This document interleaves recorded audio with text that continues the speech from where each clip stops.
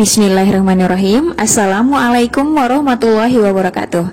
Innal hamdalillah nahmaduhu wa nasta'inuhu wa nastaghfiruh wa na'udzubillahi min shururi anfusina wa min sayyiati a'malina may yahdihillahu fala mudhillalah wa may yudhlilhu fala hadiyalah. Asyhadu an la ilaha illallah wa asyhadu anna Muhammadan abduhu wa rasuluh.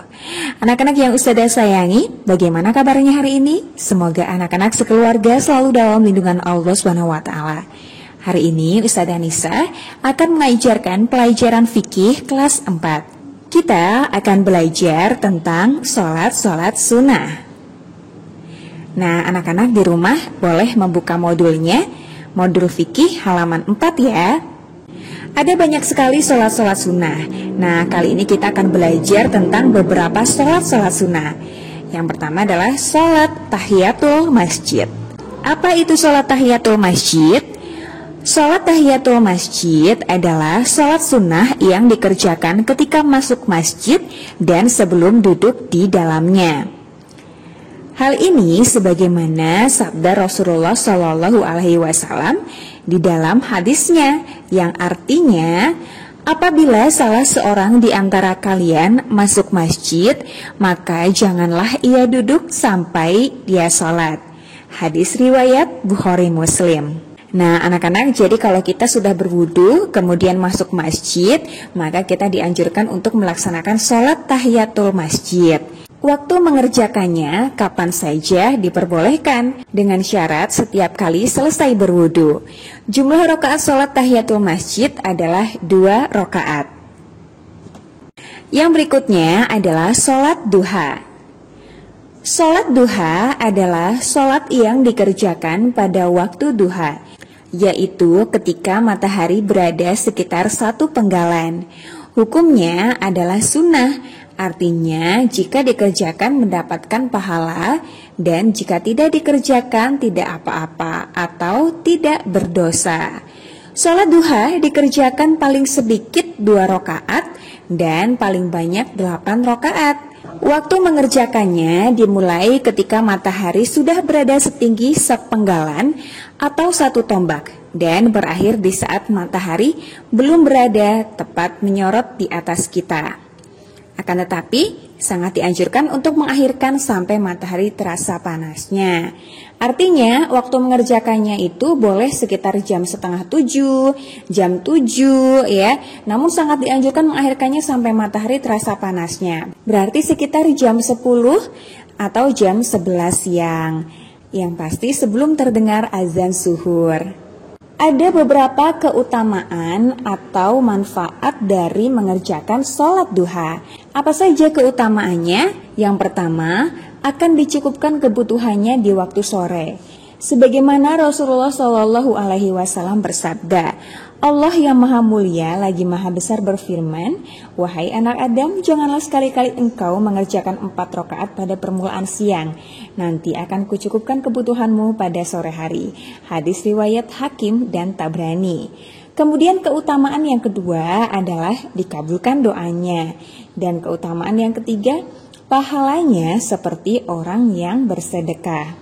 Selanjutnya adalah sholat fajar. Apa itu sholat fajar? Sholat fajar adalah sholat sunnah sebagai pembuka sholat-sholat sunnah lainnya yang dilakukan seorang muslim setelah bangun sebelum subuh. Hukum mengerjakan sholat fajar adalah sunnah muakkad, yaitu sangat dianjurkan mengerjakannya. Kapan sholat fajar dikerjakan? Sholat sunnah fajar dikerjakan di antara terbit fajar dan sholat subuh. Jadi ketika sudah terdengar azan subuh, maka kita sudah boleh mengerjakan sholat sunnah fajar. Sholat fajar dikerjakan sebanyak 2 rakaat. Kemudian ada beberapa surat yang dianjurkan dibaca ketika sholat fajar, yaitu dibaca padanya surat Al-Kafirun dan Al-Ikhlas setelah membaca Al-Fatihah secara sir atau tidak dikeraskan. Nah, jadi sholat fajar dikerjakan 2 rakaat. Rakaat pertama setelah membaca surat Al-Fatihah sebaiknya membaca surat Al-Kafirun. Kemudian rakaat kedua setelah membaca Al-Fatihah dianjurkan membaca surat Al-Ikhlas. Apa keutamaan atau manfaat mengerjakan sholat fajar? Di antara keutamaan sholat fajar adalah pahalanya lebih baik dari dunia beserta isinya. Nah, anak-anak, perhatikan pembahasan soal berikut ini ya. Sholat sunnah yang dilakukan ketika masuk masjid sebelum duduk ialah sholat. Jawabannya adalah sholat tahiyatul masjid.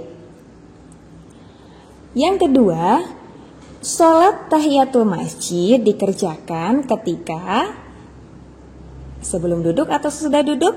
Ya, jawabannya adalah ketika masuk masjid sebelum duduk. Yang ketiga, sholat sunnah yang dikerjakan ketika matahari berada satu penggalan disebut? Jawabannya adalah sholat duha. Yang keempat, sholat duha paling sedikit dikerjakan titik-titik rokaat. Nah, sholat duha paling sedikit berapa rokaat anak-anak?